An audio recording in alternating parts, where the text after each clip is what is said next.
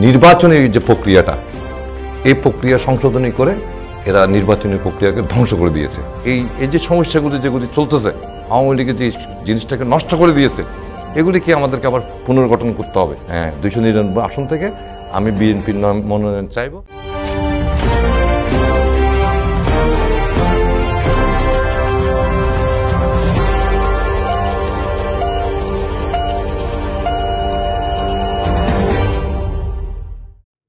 আসসালামু আলাইকুম প্রিয় দর্শক শ্রোতা, আপনাদের প্রিয় প্ল্যাটফর্ম সিএসটি টিভিতে আবারও শুরু করতে যাচ্ছি আপনাদের প্রিয় অনুষ্ঠান সিএসটি টকে।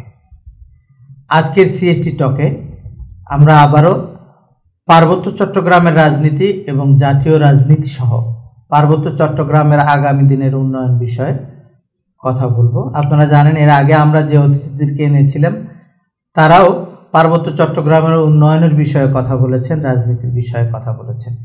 কিন্তু আজকের আমাদের আলোচনাটা মূলত পার্বত্য চট্টগ্রামের উন্নয়ন তো থাকবেই, তার চেয়ে জাতীয় রাজনীতি এবং স্থানীয় রাজনীতির বিষয়টাকে আমরা তুলে আনার চেষ্টা করব। আজকে আমরা আমাদের স্টুডিওতে আমন্ত্রণ জানিয়েছি এমন একজন ব্যক্তিত্বকে, যিনি পার্বত্য চট্টগ্রামের মানুষের কাছে অত্যন্ত সজ্জন এবং বিনয়ী রাজনৈতিক নেতা হিসেবে পরিচিত। বাংলাদেশ জাতীয়তাবাদী দল বিএনপির অত্যন্ত দুর্দিনে যিনি এখানকার সংগঠনের হাল ধরেছিলেন। আপনারা জানেন 2014 সালে ভোটারবিহীন নির্বাচনে আওয়ামী লীগ যখন ক্ষমতায় জেঁকে বসেছিল, 2018 সালে আন্দোলনের অংশ হিসেবে বিএনপি জামাত আবারও আওয়ামী লীগের সাথে বিভিন্ন আলোচনার মাধ্যমে নির্বাচনে গিয়েছিল। কিন্তু সেই নির্বাচনটি রাতের ভোটের মাধ্যমে আওয়ামী লীগ আবার ক্ষমতা দখল করে নেয়। তখন আওয়ামী লীগ নতুন করে ক্ষমতায় বসার পর 2018 সালের পর থেকে বিএনপি এবং জামাত ইসলামী সহ বিরোধী দলগুলোর জন্য রাজনীতি অত্যন্ত কঠিন হয়ে পড়ে এবং তখন রাস্তায় দাঁড়াতে পারেনি বিরোধী দলগুলো। সেই দুঃসময় বিএনপির রাঙ্গামাটি জেলায় হাল ধরেছিলেন আমাদের প্রিয় নেতা জনাব দীপন তালুকদার দীপু। আমি আমাদের স্টুডিওতে দাদাকে স্বাগত জানাচ্ছি। ধন্যবাদ আনোয়ার সাহেব। আমি সর্বপ্রথম ধন্যবাদ জানাচ্ছি সিএসটি টিভির মাধ্যমে রাঙামাটির সকল স্তরের জনগণকে, রাঙামাটি জেলা বিএনপির পক্ষ থেকে আপনাদেরকে শুভেচ্ছা জানাচ্ছি। আপনাকেও শুভেচ্ছা। থ্যাংক ইউ দাদা। আমরা আসলে মূলত এই অনুষ্ঠানে পার্বত্য চট্টগ্রামের বিষয়টাকেই বেশি আলোচনা করি এবং জাতীয় রাজনীতির বিষয়ে আলোচনা করি।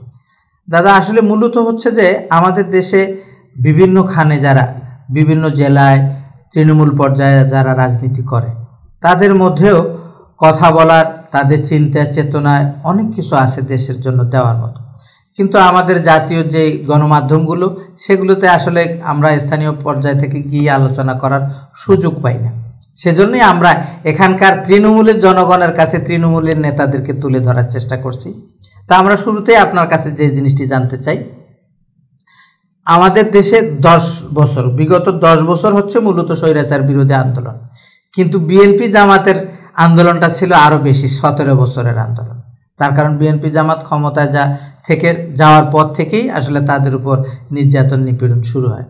তা আপনাদের এই 17 বছরের আন্দোলনের ফসল হিসেবে ছাত্র জনতার গণ অভ্যুত্থানের মধ্য দিয়ে আমাদের যে বিপ্লব সাধিত হয়েছে, এই বিপ্লবের মাধ্যমে আমরা যে দেশ পেয়েছি, এই দেশে আগামী দিনে আপনাদের প্রত্যাশা কি? ধন্যবাদ আপনাদেরকে। যে বিষয়টা আপনি অবতারণা করেছেন, আজকে 2006 সালে এই ষড়যন্ত্রের মাধ্যমে আমাদের সরকারকে এবং একটা ষড়যন্ত্রের মাধ্যমে আমাদের সরকারকে মানে একটা 111 সরকার, আপনার নিশ্চয় মনে আছে, 111 সরকারের নাম দিয়ে একটা সরকার গঠিত হয়। ওই সরকারেও আমাদের মনে হয় সূক্ষ্ম কারচুপির মাধ্যমে আওয়ামী লীগ দেশ ক্ষমতায় আনা হয়।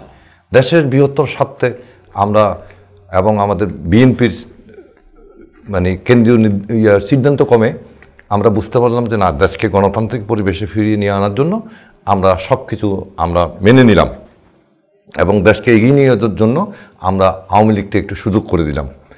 কিন্তু আওয়ামী লীগ আসার পরে আপনি নিশ্চয়ই খেয়াল করেছেন যে কাজগুলি সেরা করেছে, প্রথম বিষয় হচ্ছে আমাদের এই যে নির্বাচনী যে প্রক্রিয়াটা, এই প্রক্রিয়া সংশোধনী করে এরা নির্বাচনী প্রক্রিয়াকে ধ্বংস করে দিয়েছে।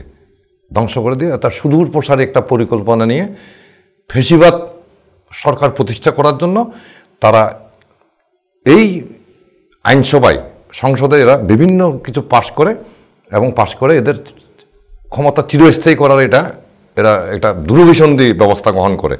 এবং সেই হিসাবে সেজন্য এরা ওই যে ভোটারবিহীন নির্বাচন বারবার করার জন্য, প্রত্যেকবার ভোটারবিহীন নির্বাচন করার জন্য এরা জনগণেরা উপর নির্ভরশীল ছিল না। সেই কারণে এরা রাজনৈতিক বাংলাদেশের ভিন্ন মতাবলম্বী, আওয়ামী লীগের বাইরে ভিন্ন মতাবলম্বী যে রাজনৈতিক দলগুলি ছিল তাদের উপর দমন পীড়ন মানে একেবারে সর্বোচ্চ পর্যায়ে নিয়ে এদেশের মধ্যে লক্ষ লক্ষ মামলা করেছে, লক্ষ লক্ষ গুম করেছে, লক্ষ লক্ষ হাজার হাজার হত্যা করেছে। কিন্তু এরপরেও বিএনপি বিশ্বাস করে আজকে 17 বছর শান্তিপূর্ণ আন্দোলনের মাধ্যমে, বিএনপি কখনো সহিংস রাজনীতি বিশ্বাস করে না, শান্তিপূর্ণ আন্দোলনের মাধ্যমে বিএনপির যে এই আন্দোলনকে এগিয়ে সরকার পতনের যে আন্দোলনটাকে আজকে এই পর্যন্ত নিয়ে এসেছে। এবং তারই ফলশ্রুতিতে আমাদের যেই এই কী বলে যে আন্দোলনের যে মাঠটা, এই মাঠে আমাদের প্রিয় ছাত্রছাত্রীরা বৈষম্যের যে ডাক দিয়ে যে আন্দোলনটা শুরু করেছিল কোটা নিয়ে, এটা শেষ পর্যন্ত ওই শেখ হাসিনার স্বৈরাচারী মনোভাবের কারণে তারা এক দফা দাবিতে আন্দোলনটা নিয়ে যায়। শেখ হাসিনার প্রথমের এক দফা দাবিতে আন্দোলন চলে যায়। ওই মাঠে বিএনপি, জামাত সহ বাংলাদেশের সমস্ত গণতান্ত্রিক মানুষগুলো ওই আন্দোলনে শরিক হয়ে এবং ছাত্র জনতার নেতৃত্বে এ দেশকে দ্বিতীয়বারের মতো স্বাধীন করে। এবং আজকে মুক্ত পরিবেশে বাংলাদেশের মানুষ যে গণতান্ত্রিক স্বাদ নিচ্ছে, আপনারাও দেখছেন বাংলাদেশের মানুষ এই গণতন্ত্রকে রক্ষার জন্য, যেখানে আপনি দেখেছেন যে কত বড় একটা ভয়াবহ বন্যা আমাদের উপর চাপিয়ে দেওয়া হয়েছে, বাংলাদেশের সকল স্তরের জনগণ কাঁধে কাঁধ মিলিয়ে এই একযোগে কাজ করে এই বন্যাকে মোকাবেলা করেছে। এবং আমি বিশ্বাস করি বাংলাদেশ যে আজকে যে এই ছাত্র জনতা, আমাদের সন্তানরা যে আমাদেরকে যে স্বপ্ন আমাদেরকে দেখিয়েছে এবং তারা যে বৈষম্যের বিরোধী যে কাজগুলির ওরা সংস্কারের যে ইয়েগুলি নিয়েছে, আপনি নিশ্চয়ই খেয়াল করবেন আমরা কিন্তু আমাদের তারেক রহমান সাহেব আমরা 2023 সালে 31 দফা দাবি উপস্থাপন করেন। ওই 31 দফার মধ্যে একজন ব্যক্তি 2 বারের বেশি প্রধানমন্ত্রী হতে পারবে না। এবং ওই তারেক সাহেব ওই 31 দফার মধ্যে বিচার বিভাগের স্বাধীনতা, নির্বাচন কমিশনের স্বাধীনতা, ভোটাধিকার প্রেরণ এবং দ্বিকক্ষ বিশিষ্ট একটা সংসদ এবং এই কাজগুলো কিন্তু আমরা আগে থেকেই আমরা করে আসছি। আমরা তারেক সাহেবের নির্দেশে এবং বাংলাদেশ জাতীয়তাবাদী দল এগুলি কিন্তু আমরা পাবলিকের কাছে, জনগণের কাছে এই কথাগুলো আমরা বার্তাগুলি পৌঁছিয়েছি এবং জনগণ আমাদের সাথে ওই বার্তার সাথে একমত পোষণ করেছে। ওই জন্য আমরা আশা করি বাংলাদেশের জনগণ বিএনপির উপর আস্থাশীল, বিএনপিকে ভবিষ্যতে রাজনৈতিক মানে জনগণের সরকারের গঠনের সুযোগ দেওয়ার জন্য আজকে বাংলাদেশের 18 কোটি জনগণ গ্রুপ হয়ে আছে এবং বিএনপি নিশ্চয়ই যদি ক্ষমতায় আসতে পারে এই অধিকারগুলো 31 দফা যে কাজগুলো রয়েছে, জনগণের যে অধিকারগুলি রয়েছে, এই জনগণের অধিকার, বাক স্বাধীনতা, ভোটারদের ভোটদানের স্বাধীনতা, সমস্ত কিছু কিন্তু বিএনপি অঙ্গীকারবদ্ধ যে এইগুলি জনগণের কাছে। আসলে মানে তারেক রহমান বিএনপির ভাইস চেয়ারম্যান বা অ্যাক্টিং চেয়ারম্যান তারেক রহমান সাহেব যে 31 দফা প্রস্তাবটা দিয়েছেন, সেটা কিন্তু এখনকার এই সংস্কারের কথা তখন ছিল না। তার আগেই উনি এই 31 দফা মানে প্রস্তাব দিয়েছিলেন এবং দেখা গেল যে এই 31 দফার মধ্যেই এখনকার জনগণের চাওয়াটার মানে 10% ওখানে রয়ে গেছে। এখন কথা হচ্ছে যে বিএনপি মানে এদেশের জনগণ আশা করে যে আগামী দিনে যদি নির্বাচন হয়, এটা স্বাভাবিকভাবেই ধরে নেওয়া হয় যে বিএনপি ক্ষমতায় আসবে। এখন বিএনপি ক্ষমতায় আসার পরে এই 31 দফার কথাগুলো তাদের মনে থাকবে তো? বা যদি আপনাদের কেন্দ্রীয় নেতৃবৃন্দ যদি এই বিষয় থেকে সরে আসার চেষ্টা করেন, আপনারা তৃণমূল থেকে কি চাপ দিবেন ওনাদেরকে এই বিষয়ে ঠিক থাকার জন্য? আমরা ইতিমধ্যে এই 31 দফা নিয়ে আমাদের তারেক রহমান সাহেবের নির্দেশে আমাদের এই 31 দফার বিষয়ে ব্যাপকতাভাবে আমাদের দলীয় নেতাকর্মীদের উপর কিন্তু এটা প্রশিক্ষণ চলছে।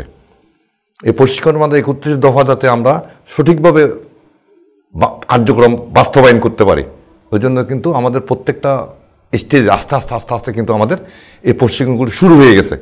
কাজে আপনি যে কথাটা বলতে চাচ্ছেন, এখান থেকে সরে আসার কোনো সুযোগ নাই। কারণ আমরা বাংলাদেশের মানুষ, এই 17 বছর আমরা দেখেছি, জেনেছি, আমরা শিখেছি।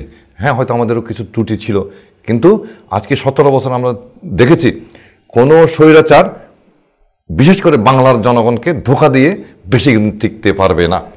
কাজে তারেক রহমান সাহেবের কথাবার্তাতেই এখন বোঝা যাচ্ছে যে উনিও রাজনৈতিক দর্শন পরিবর্তন করেছেন।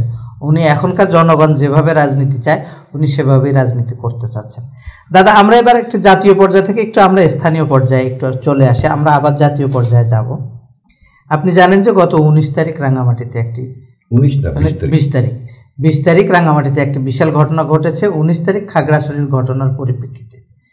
তো এই খাগড়াছড়ির ঘটনার পরিপ্রেক্ষিতে রাঙামাটিতে হঠাৎ করে গত 10-15 বছর রাঙামাটির মানুষ অত্যন্ত শান্ত ছিল। রাঙামাটি শহরে বিশেষ করে এই ধরনের ঘটনা সে 2014 সালের পরে আর ঘটেনি।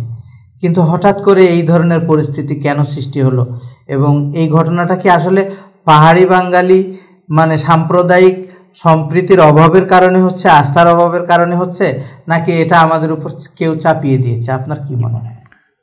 আপনি এই যে রাঙ্গামাটিতে সংগঠিত এই যে 20 তারিখ যে অঘটন হয়েছে, এই জন্য আমি জেলা বিএনপির পক্ষ থেকে এগুলি তীব্র নিন্দা জানাচ্ছি, এবং যারা ক্ষতিগ্রস্ত হয়েছে, যারা নিহত হয়েছে, আহত হয়েছে, সবার প্রতি সমবেদনা জানাচ্ছি। আমরা খেয়াল করবেন 2001 থেকে 2006 পর্যন্ত বিএনপি সরকার ক্ষমতা ছিল। এখন একটা প্রেক্ষাপটের পরে কিন্তু বিএনপি সরকার ক্ষমতায় আসছে। আমরা ক্ষমতায় থাকাকালীন আমরা কিন্তু জনগণের পাহাড়ি বাঙালি সবাইকে একত্রে একসাথে আমরা চলমান ছিলাম। এখানে সাম্প্রদায়িক দাঙ্গা ছোটোখাটো বিষয়গুলি হয়েছে, কিন্তু ব্যাপক কোনো কিছু ঘটনা আমরা আমাদের দলীয় নেতাকর্মীরা এই কাজটুকু করতে দেয়নি। আপনি খেয়াল করেন আওয়ামী লীগ, আগের আওয়ামী লীগের চেহারা 2008-9 সাল থেকে যে ক্ষমতায় আওয়ামী লীগ ছিল, এদের ইয়ের মধ্যে চরিত্রের মধ্যে আকাশ পাতাল বেশ কম। আওয়ামী লীগ সরকার 9 সালে ক্ষমতায় এসে ওরা প্রথমে যে কাজটা করছে, দেশকে জাতিকে 2 ভাগ করে দিল। মুক্তিযুদ্ধের সপক্ষের শক্তি বলে, বিপক্ষ শক্তি বলে, এটা ছোট্ট একটা গণ্ডিকে এরা নেতৃত্ব দিয়ে ক্ষমতাটাকে উপভোগ করতে লাগলো। তো জাতিকে ওইখানেই কিন্তু ক্ষমতা আসার পরে পরেই কিন্তু ওরা বিভক্ত করে দিল। ঠিক তদ্রূপ আওয়ামী লীগের চরিত্রেও কিন্তু আমরা বাংলাদেশে বারবার দেখেছি, এরা ওই যে ডিভাইডেড রোলটা, আমাদের জনগণের যে ভ্রাতৃত্ব যে বোধ থাকে, এদেরকে এরা নষ্ট করে দেয়। তো দেখেন 19 তারিখ খাগড়াছড়িতে যে ঘটনাটা ঘটছে, দিঙ্গিনালা খাগড়াছড়িতে, এটা আমরা শুনেছি, অবহিত হয়েছি। এরপর পরে আমাদের নেতা কর্মীদেরকে আমরা অ্যালার্ট করে দিয়েছি। এই কারণে আমাদের আজকে 16 বছর আওয়ামী লীগের যে তাদেরকে যে নষ্ট রাজনীতি, এটা যে ষড়যন্ত্রমূলক রাজনীতি, ভাইয়ে ভাইয়ে যে সংঘাত তৈরি করার যে রাজনীতি, এটা আমাদের মধ্যে অভিজ্ঞতা আছে। এবং তারা এমনই দুষ্ট মানে চরিত্রের মানুষ, এরা নিজেরা ঘটনা ঘটাইবে, দোষ দেবে আরেকজনকে। আমি একটা উদাহরণ দিই আপনাকে। 2017 সালে লংগুদুতে একটা ভয়াবহ কিন্তু মানে ঘটনা ঘটে। আমাদের বিএনপিরই এক কর্মী, নয়ন নামে এক কর্মী, ওইখানে কে বা কারা একে হত্যা করে, মোটরসাইকেল ব্যাগ চালাও। কিন্তু দেখেন, আমরা এই 2017 সালে বিএনপির ঘর থেকে বেরোর ক্ষমতা ছিল না, মাঠে সব আওয়ামী লীগ। হ্যাঁ, আমাদের নেতাকর্মীদের মামলা জড়িত কোনো জায়গায় আমাদের নেতাকর্মীরা দাঁড়াতে পারে নাই, ঘরে থাকতে পারে নাই। সে জায়গায় আমাদের ছেলে একটা নিহত হলো। এই নিহত ছেলেটাকে আপনি আশ্চর্য হবেন, আওয়ামী লীগের নেতাকর্মীরা মায়া কান্না ওই লাশটা নিয়ে এরা পাহাড়ি লোকদের ঘর বাড়ি জ্বালিয়ে দেয়, এবং বোধহয় একজন না কজন নিহত হয়। এটা নিশ্চয় আপনার মনে আছে, প্রচুর ঘর বাড়ি জ্বালিয়ে দেয়, যেটা দুঃখজনক ঘটনা। আবার সে আওয়ামী লীগ মামলা করে সমস্ত জিনিস ওদিকে তারা আগুন লাগালো, হত্যা করলো, এবং আমাদের বিএনপি নেতা কর্মীদের নামে এখনো মামলাটা চলমান আছে। মানে এই ধরনের ষড়যন্ত্রমূলকগুলো ভাবে এইগুলি ওরা কাজগুলি করে। আমরা যখন এই কথাটা বুঝতে পারলাম যে আওয়ামী লীগ এখানে একটা ষড়যন্ত্রিক গেম হয়তো ওইখানে হইলেও হইতে পারে, কিন্তু এখানে একটা খেলার চেষ্টা করবে এরা। কারণ আমরা দেখছি যে সন্ত্রাস, বিশেষ করে আমাদের কাউখালীর থেকে যিনি আমাদের জেলা পরিষদ চেয়ারম্যান ছিলেন অংশীবাবু, উনি হচ্ছে মানে টপ মোস্ট সন্ত্রাসের রাজা। উনি 2010 সালে আমাদের যুব দলের কর্মী, ওনার নেতৃত্বে ওনার হুকুমে 2010 সালে আরিফকে হত্যা করে, একটা পিটিয়ে মেরে ফেলে। বোধহয় এটা ঈদের দিন ছিল, ঈদের দিনেই আমরা মামলা করেছি, মামলার কোনো রেজাল্ট আমরা পাইনি এবং আমরা নতুন করে আবার মামলা রেডি করছি। নিশ্চয়ই সদাশয় বিচার বিভাগ এটা আমাদের করবেন। এবং আরেকটা ঘটনা, পাইসিম মারমা আমাদের সহসভাপতি কাউখালী উপজেলা বিএনপি, তার সন্তান এবং তার ভাইগনা ছাত্র দলের, এরা কিন্তু ওয়ার্ড পর্যায়ে সহসভাপতি, এদেরকেও পিটিয়ে হত্যা করা হয়। এই টেন্ডেন্সি কিন্তু আওয়ামী লীগের রয়েছে, পিটিয়ে হত্যা করার টেন্ডেন্সি। তো দেখেন এখানে ঠিক সেম জিনিসটা আমরা উপজেলাকে আমরা অ্যালার্ট থাকতে বললাম, কোনো রকমে যাতে এখানে আওয়ামী লীগে এই কাজগুলি করার সুযোগ না হয়। এবং ধন্যবাদ জানাচ্ছি প্রশাসনও কিন্তু, বিশেষ করে এই যে বাগাইছড়ির কাছে ডিঙ্গিনারের কাছে বাগাইছড়ি একেবারে নিকটবর্তী একটা উপজেলা এবং বৃহত্তর উপজেলা, তার পাশে ডিঙ্গিনার থেকে লংগুদু পার্শ্ববর্তী উপজেলা, এই দুটো উপজেলার ব্যাপারে আমরা উপজেলা ইউনিয়ন পর্যন্ত আমাদের নেতাকর্মীদেরকে আমরা নির্দেশনা দিয়ে আমরা সারা রাত্রি এখানে পাহারা বসাই এবং তারপর দিনও পাহারা বসাই, যাতে কোনো ধরনের পাহাড়ে, কারণ এই অপশক্তিগুলি আওয়ামী লীগ ষড়যন্ত্র করে বর্তমান যে অন্তর্বর্তীকালীন সরকার রয়েছে তাদেরকে বিতর্কিত করার জন্য কিন্তু এই ষড়যন্ত্রগুলি এদের একটা অংশ বলে আমরা মনে করি। আমরা আরো আলোচনা করব, তার আগে আমরা একটা ছোট্ট একটা বিরতি নিয়ে আসি, বিরতির পরে আমরা আবারও আলোচনা করব। সুপ্রিয় দর্শক শ্রোতা, এখন একটি বিরতির সময় হয়েছে, বিরতির পর আমরা আবারও আসবো, ততক্ষণ আপনারা আমাদের সাথেই থাকবেন সে প্রত্যাশা করছি।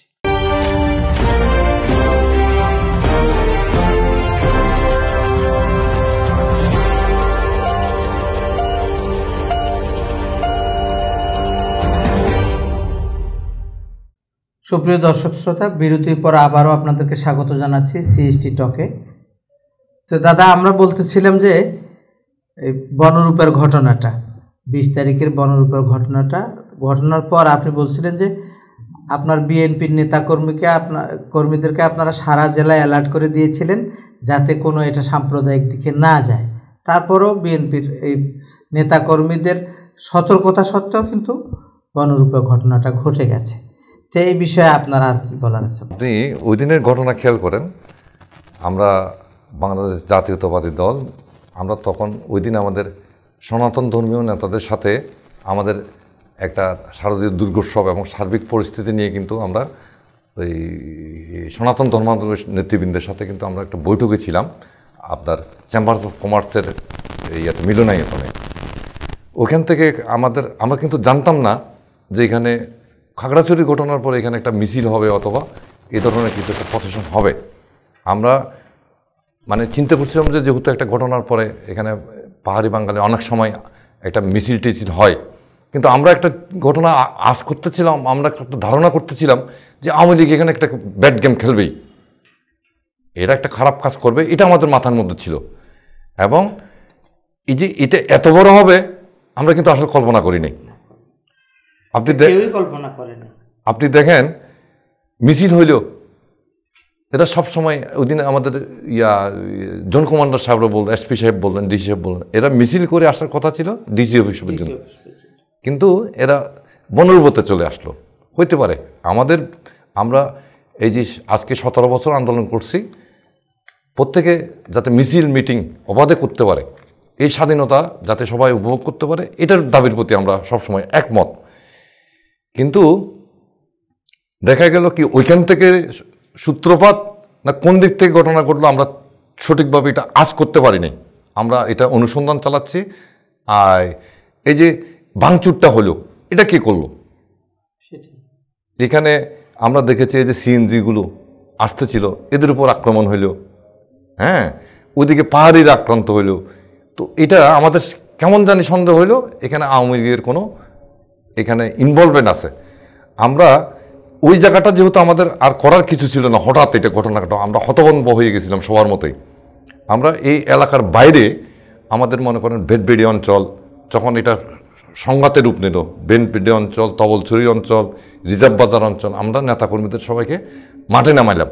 আমরা বললাম যে তোমরা সবাই পাহাড়ি বাঙালি একসাথে তোমরা অবস্থান করো, যাতে এখানে কোনো ধরনের ঘটনা ঘটে নেই। আপনি দেখেন কিন্তু এই ঘটনাটা বনরূপা থেকে আপনার ওই ওই হ্যাঁ শিল্পকলা একাডেমি পর্যন্ত এখানে কিন্তু এটা এই জায়গাটাতে লিমিট ছিল। হ্যাঁ, এখানে আইনশৃঙ্খলা বাহিনী কাজ করতেছিল, সফলতা বিফলতা এদের বিষয়, কিন্তু আমরা এটা বাইরে এটা ছড়াইতে দিই নাই।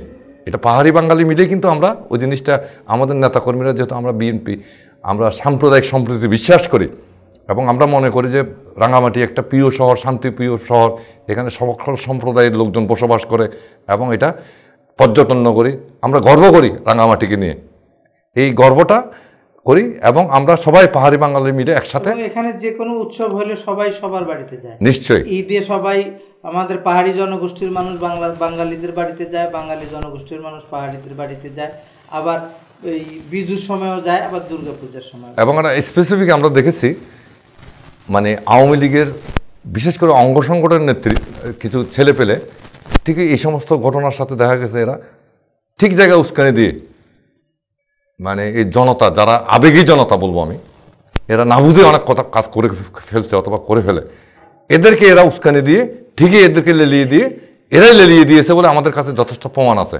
এবং আপনি দেখেন ওই দিন কোনো আইন শৃঙ্খলা কিছু ছিল না, বাহিনী ছিল না, আপনি খেয়াল করছেন নিশ্চয়ই। এখানে কোনো মানে আইন শৃঙ্খলা বাহিনী একার পক্ষে কিন্তু এত বড় শহর রক্ষা করা সম্ভব না। সেখানে কিন্তু প্রত্যেকটা জায়গায় আমরা সারা রাত্রি শুনলাম যে আওয়ামী লীগের ছেলেরা উস্কানি দিচ্ছে, একটা সাম্প্রদায়িক একটা হয়তো পাহাড়ি এলাকা আক্রমণ করার জন্য পাহাড়িদের উস্কানি দিচ্ছে, বাঙালি আক্রমণ করার জন্য বাঙালি এলাকা। 20 তারিখ দিবাগত রাত, হ্যাঁ রাতে আপনি থেকে শুরু হয়েছে এবং তারপর দিন রাত পর্যন্ত ছিল এটা। এবং আইন শৃঙ্খলা বাহিনী বলতে কোনো জায়গায়, যেটা বললাম আপনাকে, এতটুকু যাওয়া কিন্তু আইন শৃঙ্খলা বাহিনীর পক্ষে এদের লোকবল কিন্তু থাকাটা অস্বাভাবিক, স্বাভাবিক না। কিন্তু আমাদের বিএনপির নেতাকর্মীরাই কিন্তু সবার সাথে পাহাড়ি বাঙালি সব জায়গায় এক একতাবদ্ধ থেকে আমরা জিনিসটাকে আর পর্যায়ে যায়নি। এবং আমরা ডিসি সাহেবকে রিকোয়েস্ট করেছিলাম, যেহেতু কন্ট্রোলের বাইরে চলে গেছে, আপনি 144 দেন এবং বিভিন্ন যে আইন শৃঙ্খলা বাহিনীর সাথে আসলে যথাসময় 144 দেওয়ার কারণে জিনিসটা অনেকটা আমাদের দৃষ্টিকোণ থেকে, যে বিএনপির দৃষ্টিকোণ থেকে প্রশাসন তার সর্বোচ্চ চেষ্টা করেছে যে এই জিনিসটা যাতে সম্প্রসারিত না হয়, এটা যাতে হয়, এটা কিন্তু আমরা অবলম্বন আশা করি যে আগামী দিনে এই ধরনের সাম্প্রদায়িক ঘটনা আর ঘটবে না। এই জন্য আমরা রাজনৈতিক দলগুলোর কাছেও দায়িত্বশীল আচরণ কামনা করব এবং চাইব যে বিএনপি, বিশেষ করে বড় একটি দল বিএনপি, যেন তাদের নেতাকর্মীদেরকে অ্যালার্ট রাখে। বিশেষ করে আমরা দেখছি গত কিছুদিনের মধ্যে রাঙামাটি শহরটা গুজবের শহরে পরিণত হয়েছে। এই গুজবটা যাতে কোনটা গুজব কোনটা আসলে সত্যিকারের সংবাদ, এই জিনিসগুলো যাতে মানুষ বোঝে এবং বিএনপির সকল নেতাকর্মীরা যাতে এই জিনিসটা ছড়াইতে না দেয়, এই ব্যাপারে তারা সোচ্চার থাকে। নিশ্চয়ই দেখেছেন যে যেখানে ট্যাক্সি চালক সমিতি, এই বিভিন্ন এই গাড়ি ঘোড়া না চলার কারণে কিন্তু এটা জিনিসটার গুজবটা কিন্তু বেশি পরিমাণ ছড়িয়েছে। আপনি দেখেছেন, আমরা আমাদের বিএনপির পক্ষ থেকে ওনাদেরকে আন্তরিক বা প্রশাসনকে আমরা রিকোয়েস্ট করেছি এই ট্যাক্সি, বিশেষ করে গাড়ি চালকদের নিরাপত্তা বিধান করে কিন্তু যাতে এই জিনিসটা একটা সমাধান হয়। ধন্যবাদ ওই জন্য প্রশাসনকে, তারা সুন্দরভাবে এটা সমাধান করেছে এবং সমস্ত ট্যাক্সি চালকরা তারা যে স্বাভাবিক জীবনে ফিরে এসেছে। কিন্তু রাঙ্গামাটি সকলে এখন আমরা পাহাড়ি বাঙালি সবাই মিলে যে একসাথে কাজ করতে পারছি, এই জন্য আমি রাঙ্গামাটিবাসীকে অবশ্যই, এত বড় ঘটনার পরেও আমরা যে একত্রে আজকে দেখেন গতকাল কি সুন্দর বাজার বসেছে, আপনি দেখেছেন। আমরা বনরূপা বাজারে বিএনপি আমরা গিয়ে ওদেরকে আশ্বস্ত করেছি এবং আমরা মেসেজ দিয়েছি পাহাড়ি থেকে প্রত্যন্ত অঞ্চল থেকে আপনারা আসেন, হ্যাঁ আমরা বিএনপি আমাদের পাশে থাকবো এবং আমরা বিএনপি পাশে ছিলাম, পাশে থাকবো জনগণের পাশে। আচ্ছা দাদা, এখন আমরা একটু আরেক প্রসঙ্গে যাই। সেটা হচ্ছে যে যেহেতু স্বৈরাচারের পতন হয়েছে এবং দেশ সংস্কারের পরে নতুন একটি নির্বাচনের দিকে যাবে, যেহেতু দেশ চালাবে আসলে রাজনীতিবিদরাই, যারা এখন অন্তর্বর্তীকালীন সরকারের ক্ষমতায় আছে ওনারা তো দেশ দীর্ঘ সময় ধরে চালাতে পারবেন। ওনাদের দায়িত্ব হচ্ছে সংস্কার করে ওনারা রাজনীতিবিদদের হাতে ক্ষমতা ছেড়ে দেন সুষ্ঠু নির্বাচনের মাধ্যমে, এবং তার আগে একটা প্রয়োজন হবে একটা নির্বাচন। তো এই নির্বাচনের ক্ষেত্রে আপনাদের মতামতটা কি? আপনারা কি আগে সংসদ নির্বাচন চান নাকি স্থানীয় সরকার পরিষদগুলোর নির্বাচন চান? বিষয়টা হচ্ছে, প্রথম বিষয় হচ্ছে, বর্তমানে আপনি একটু খেয়াল করে দেখবেন অন্তর্বর্তী সরকারের কিছু লিমিটেশন রয়ে গেছে, শক্তির একটা লিমিটেশন রয়ে গেছে। আপনি যেটা বলছেন যে রাজনীতি দলদের কাছেই কিন্তু ক্ষমতা হস্তান্তর হচ্ছে নিরাপদ, কারণ রাজনৈতিক দলদের প্রত্যেকটা জনবল থাকে। কাজেই একটা এখন দরকার, এখন বিভিন্ন এই যে আওয়ামী লীগ যে ষড়যন্ত্রগুলি করছে এই সরকারকে অস্থিতিশীল করার জন্য, একটি জাতীয় নির্বাচন যত দ্রুত সম্ভব হবে ততই জনগণের জন্য নিরাপদ, রাষ্ট্রের জন্য নিরাপদ, স্বাধীনতা সার্বভৌমত্বের জন্য নিরাপদ। তাই আমি মনে করি একটা সুষ্ঠু নির্বাচন, জাতীয় সংসদের নির্বাচনের মাধ্যমে একটি সরকার গঠন হলে পরে, তাইলে পরে কিন্তু এই দেশটাকে যে স্বপ্ন নিয়ে আমরা এগিয়ে যাচ্ছি এবং যে স্বপ্ন নিয়ে যে সংস্কারগুলি হচ্ছে, সংস্কার সম্পন্ন করার পরে এই সংস্কার যদি যাতে এগুলি ভবিষ্যতেও কোনো সরকার এগুলি পরিবর্তন করতে না পারে, বিএনপি এটা কিন্তু অঙ্গীকারবদ্ধ এবং বিএনপি এই জন্য সরকার গঠন করলেও এই জিনিসটা কাজ করে যাবে এবং যাতে একটা সুন্দর দেশ যাতে আমরা গড়ে তুলতে পারি ইয়ার পরে বিএনপি এখানে সর্বাত্মক সহায়তা করবে। তো মিস্টার তালুকদার, একটা বিষয় আপনার একটু দৃষ্টি আকর্ষণ করতে চাই, সেটা হচ্ছে যে রাঙ্গামাটি পার্বত্য জেলায় একটা মাত্র সংসদীয় আসন। আমরা অতীতে দেখেছি বিভিন্ন সময় বিএনপিতে বিভিন্ন জন এসে নির্বাচন করেছে, এক এক সময় এক একজন নির্বাচন করেছে। তো আগামী দিনে যে নির্বাচন হবে সেখানে আমরা কাকে দেখতে পাবো, বা এই বিষয়ে আপনার কোনো মতামত আছে কি? আপনি দেখেন দীর্ঘ 17 বছর রাঙ্গামাটি পার্বত্য জেলার বিএনপি তার অঙ্গ সংগঠন সমূহ এই স্বৈরাচার বিরোধী আন্দোলন করেছে এবং প্রত্যেকটা জায়গায় এই বিএনপির একটা নেতাকর্মী কিন্তু নির্যাতনের বাইরে ছিল না এবং হামলা মামলার বাইরে ছিল না। এত লোভ, এত সন্ত্রাস, এত নির্যাতনের পরে একটা কর্মীও কিন্তু আওয়ামী লীগ সরাইতে পারে নাই এবং আমাদের এই বিএনপিতে কোনো ধরনের আমাদের সংঘাত সৃষ্টি করতে পারে নাই। আমাদের কেন্দ্রীয় নেতারা আমাদের সাথে আছেন। জেলা বিএনপি আপনি হয়তো জানেন, এর আগে আমি 2001 সাল থেকে আমি সদর থানার সভাপতি ছিলাম, আমি জানি। এরপরে সিনিয়র জয়েন্ট সেক্রেটারি ছিলাম, এরপরে 2 বার সেক্রেটারি নির্বাচিত হয়েছি। এরপরে আমার প্রিয় নেতা, আমার অত্যন্ত বড় অভিভাবক শাহ আলম ভাই মৃত্যুতে এই শূন্যস্থান পূরণ করার জন্য আমাকে ওই জায়গায় নির্বাচন করে আসতে হয়েছে। আবার আমি নির্বাচন ওইখানেও আমি সাধারণ সম্পাদক পদত্যাগ করে কিন্তু আমি নির্বাচনে গিয়েছি। কাজে এখানে আমাদের এই যে আমরা ঐক্যবদ্ধ জেলা বিএনপির, আমাদের বর্তমান আমি সভাপতি, আমাদের সেক্রেটারি অ্যাডভোকেট মামুনুর রশিদ মামুন এবং সাংগঠনিক সম্পাদক সাইফুল ইসলাম শাকিল, আমরা তিনজনে সবাইকে নিয়ে আমরা এই রাজনৈতিক আমাদের কর্মসূচিগুলি, কর্মকাণ্ডগুলি পরিচালিত করছি এবং আমাদের সাথে কেন্দ্রীয় নেতাগুলি রয়েছেন যারা মনোনয়ন প্রত্যাশী হইতে পারে। এখানে কোনো এটা কোনো অপরাধ না, মনোনয়ন চাওয়াটা চাইতে পারে। কাজে আমরা আশা করি কিন্তু যে মনোনয়ন পাবে আমরা নিশ্চয় আমাদের বরপত্র চেয়ারম্যান যাকে মনোনয়ন দিবেন আমরা সকলেই ঐক্যবদ্ধভাবে মনোনয়ন আমরা জাতীয় সংসদ নির্বাচনে আমরা ধরে নেব যে আপনিও মনোনয়ন চাইবেন। আসলে আমি এই ব্যাপারে একটু কথা বলতে চাই। আমি যেহেতু রাজনৈতিক দলগুলির সভাপতি নির্বাচন করতে করতে কিন্তু আমি এই পদে চলে এসেছি। আমরা দীর্ঘদিন পরে সবচেয়ে বড় জিনিস, আমাদের অসংখ্য নেতাকর্মী আজকে নির্যাতিত, নিপীড়িত হয়েছে। কেউ অনেক ছেলেপেলে চাকরির বয়স চলে গেছে। আমাদের বিএনপির নেতাকর্মীদের ব্যবসা বাণিজ্য কেড়ে নেওয়া হয়েছে এবং আমাদের বিএনপির একজন সাধারণ শ্রমিকের থেকে কাজ কেড়ে নেওয়া হয়েছে। কাজে আমরা সংগঠিতভাবে, সম্মিলিতভাবে এগুলি আমরা বুঝতে পারি কোথায় কোন সমস্যাগুলি আছে। শুধু এমপি হলে তো হবে না, শুধু নমিনেশন পেলে হবে না, নমিনেশন পাইতে হবে নির্বাচন তৃণমূলের নেতা কর্মীদের সাথে সম্পর্ক রাখা। হ্যাঁ, সেই ক্ষেত্রে আমার মনে হয় যে এই জনগণকে শুধু তো এটা একবারের জন্য না, আমরা দীর্ঘদিন এইগুলো জনগণকে সাথে নিয়ে কাজ করতে চাই। তাই আমি জেলা বিএনপির সভাপতি হিসাবে আমি যে কাজগুলি করেছি এটা আমার ভবিষ্যৎ যাতে আমি এটা আমাদের এগিয়ে নিতে পারি। এই যে সমস্যাগুলি যেগুলি চলতেছে, আওয়ামী লীগের যে জিনিসটাকে নষ্ট করে দিয়েছে, এগুলিকে আমাদেরকে আবার পুনর্গঠন করতে হবে।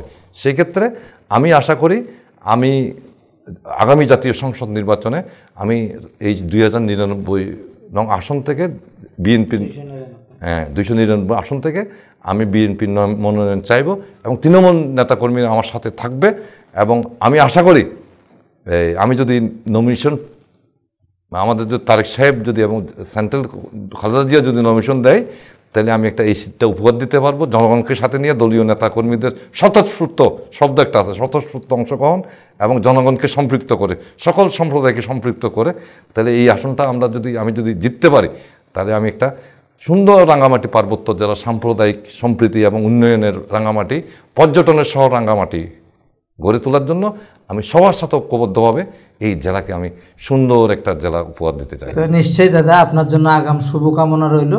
যদি আপনাকে দল মনোনয়ন দেয় তাহলে আপনি নিশ্চয়ই আপনার স্বপ্ন বাস্তবায়ন করতে চেষ্টা করবেন এবং আমরা আগামী দিনে আবারও আপনাকে নিয়ে আসব।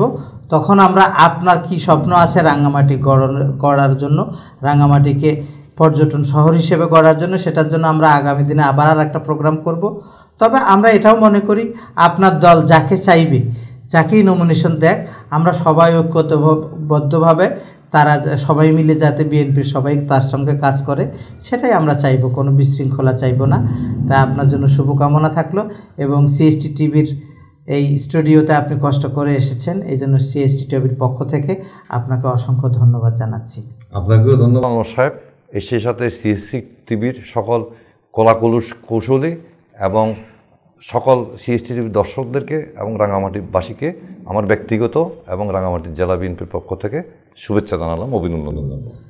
তো প্রিয় দর্শক শ্রোতা, আসলে আমরা প্রোগ্রামটা অনেক লম্বা হয়ে গেছে, আমরা আর কথা বাড়াতে চাই না, আজকে এই পর্যন্তই। আগামী দিনে আবারও আমরা নতুন কোনো অতিথি নিয়ে আপনাদের সামনে আসব এবং সেই অনুষ্ঠানটিও আপনারা আমাদের সঙ্গে থাকবেন এই প্রত্যাশা ব্যক্ত করে সবাই ভালো থাকবেন, নিরাপদে থাকবেন, সুস্থ থাকবেন। আল্লাহ হাফেজ।